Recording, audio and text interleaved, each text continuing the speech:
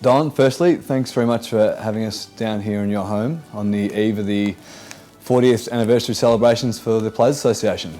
I guess, firstly, how did you come about to being involved in the association, and and through the period of time, where did you take it? The players were asked a little bit more each year, and it was becoming a lot more professional. The clubs wanted more of our time, and there were a few commercial things going on outside that, the clubs were starting to realise what players were getting. And with the club's involvement, was there much pushback? I mean, where the difficulties lie, what were the hurdles in overcoming?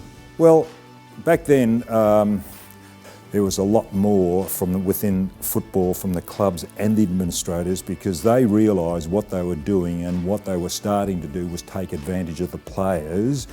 Yeah. And it wasn't subtle, it was quite blatant in the way they went about trying to stifle the association.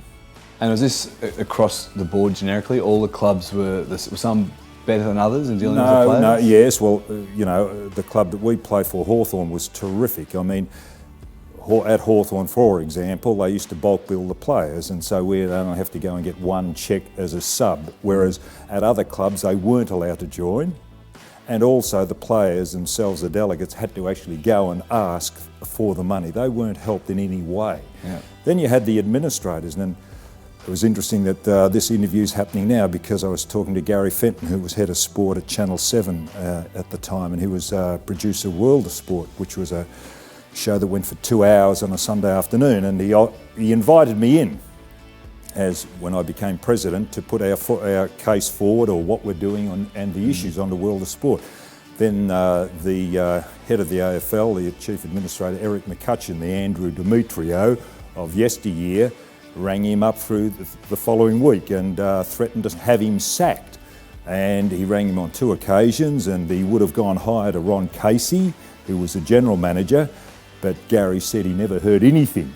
Yeah. So that's how, in the background, they were trying to keep us down. Yeah, and you were obviously the prominent spokesperson, the prominent player in the day, and became the face of the PA for a little while? Oh, yes, whilst I was there, I just thought we needed publicity to get our message across. And there were issues that the AFL was starting up a properties division, which is now a licensing, where you got to get things licensed. And what we as players used to do then, it was the only thing we could really sell was the footwear, because there was 2 brands, Puma and Adidas, were at one another, and so we'd play one off against the other. And but the AFL wanted to come in on that, and we were receiving money for wearing their boots.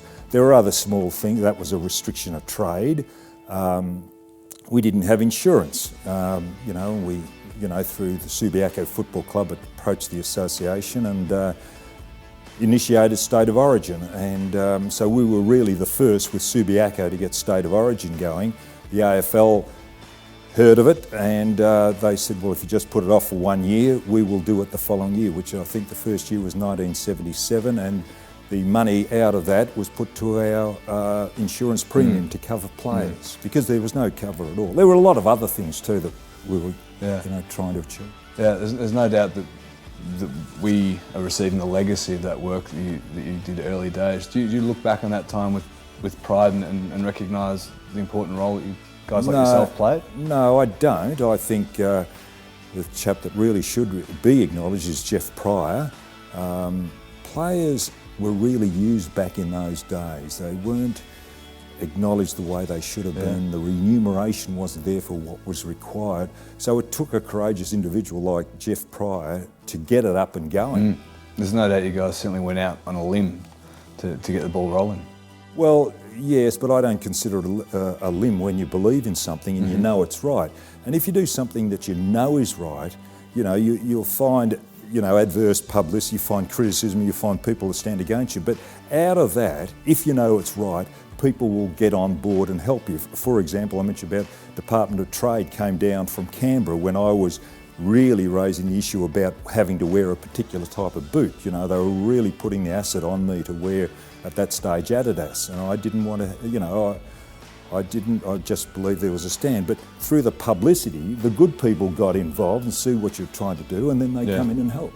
I've seen photos in the past. You don't like to be told what to wear at all? Talking back a photo from yourself back in the day, a bit of jewellery and the buttons are only just done up on the shirt. Well, that was a fashion then, and I see we've got an administrator there now. Funny aside, he appeared nude in the Truth newspaper, and all he had was a telephone in front of his genitals, and he had the handpiece to his ear. And the following week I'd get it in the mail from Jack Hamilton, and it said John Webb talking to Jack Hamilton, and yes, that was from Jack Hamilton, who was the administrator of the AFL. You would have never posed for any No, photographs like I was asked to do Cleo, but I declined. There was nothing there to show, Brad. You liked your fashion too much, didn't you? No, right? I respected a bit of modesty. Another name I'd like to bring up is Bob Hawke. Yeah. You were speaking about the unions before and the association and the importance in, I guess, changing a name from a union to association, and the part Bob Hawke. Well, he came to our annual meeting in North Melbourne Social Club. We had our annual general meeting, and Bob Hawke was the keynote speaker, and he was head of the ACTU, the Australian Council of Trade Unions, and he was a very high-profile figure then, and very outspoken, and took on a lot of big organisations, and wasn't scared to voice his opinion, and he was quite a contrast. Just reading a quote, I believe, from Bob Hawke in that address. I'd like my affiliated unions to have the power you fellows have. You have an enormous amount of power, it's incredible.